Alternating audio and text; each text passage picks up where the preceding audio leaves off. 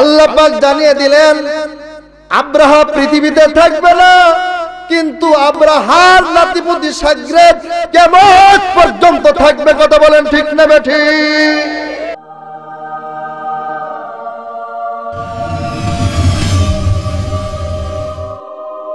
যেমন আজকের গোটা পৃথিবীতে ওই ইন্ডিয়ার বাদশাহ নরেন্দ্র মোদী আল্লাহর ঘরকে ভাঙ্গার জন্য উঠে পড়ে লেগেছে। কথা বলেন ঠিক না বেঠিক?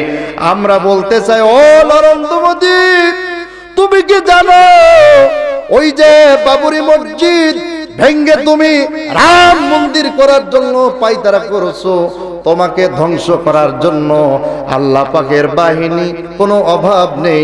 নমরুদকে যেমন মশা দিয়ে শায়েস্তা করেছিল, ফেরাউনকে যেমন নীল নদীতে ডুবিয়েছিল, ওই আব্রাহা বাদশাকে যেমন আবাবিল পাখি দিয়ে ধ্বংস করেছিল, ও ইন্ডিয়ার বাদশাহ, ও নাস্তিক, ও বদমাইশ, ও মুশরিক, তুমি অবশ্যই জেনে রাখো আমার আল্লাহ কাউকে ধরে না, ধরলে কিন্তু ছাড়ে না। কথা বলেন ঠিক না বেটি?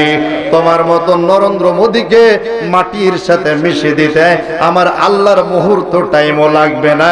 আওয়াজ করে বলেন কথা ঠিক না বেটি? আমরা বলতে চাই, ও নরেন্দ্র মোদী,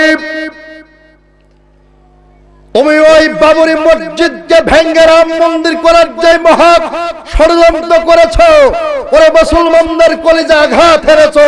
এই মুসলমানদের শুধু হিন্দুস্তানের মুসলমানদের কলিজায় তুমি আঘাত হারো নাই। কথা বলে ঠিক না বেটি? বরং এই পৃথিবীতে 200 কোটি মুসলমান বসবাস করে। এই 200 কোটি মুসলমানদের কলিজার মধ্যে তুমি ছুরি দিয়ে আঘাত হেরেছো। কথা বলেন ঠিক না বেটি? সুতরাং এই 200 কোটি মুসলমানদের কলিজা দিয়ে এখন রক্তক্ষরণ শুরু হয়েছে। 200 কোটি মুসলমান যদি একবার গর্জন করে ওঠে, তোমার মতন নরেন্দ্র মোদীর আর পৃথিবীতে কোথাও পালাবার জায়গা হবে না। কথা বলেন ঠিক না বেঠি? সুতরাং আমরা সতর্ক করে বলে দিতে চাই, ও নরেন্দ্র মোদী, তুমি যদি মানুষ হয়ে থাকো, তোমার মধ্যে যদি মানুষত্ব বলে কিছু থেকে থাকে, তাহলে আল্লাহর ঘর ওই বাবরি মসজিদকে ভাঙ্গার পরিকল্পনা সিদ্ধান্তকে তুমি হটিয়ে নাও। কথা বলেন ঠিক না বেঠি?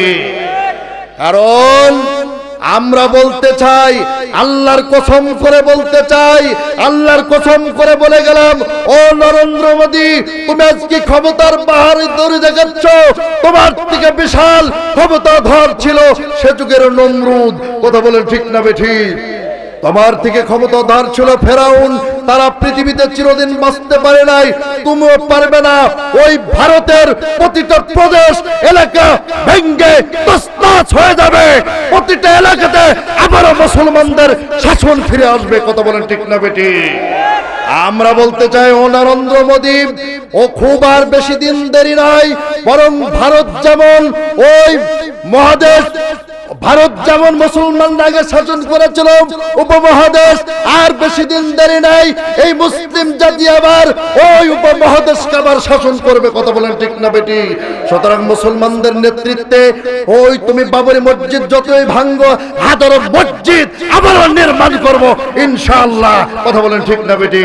সুতরাং আজকের মাহফিল থেকে আমাদেরকে সিদ্ধান্ত নিতে হবে, হাতে হাত মিলিয়ে, কাঁধে কাঁধ মিলিয়ে, কে আওয়ামী লীগ করে, কে বিএনপি করে, কে জামাত ইসলাম করে, কে তাবলীগ করে, আমরা এটা ভেদাভেদ দেখবো না। কথা বলেন ঠিক না বেঠি?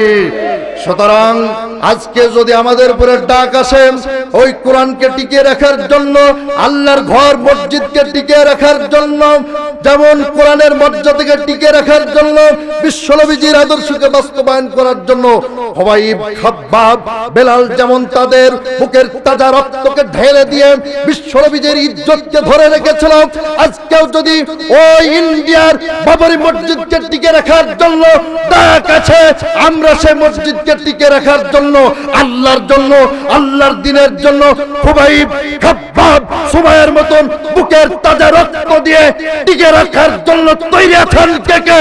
হাত তুলে আল্লাহর দেখা।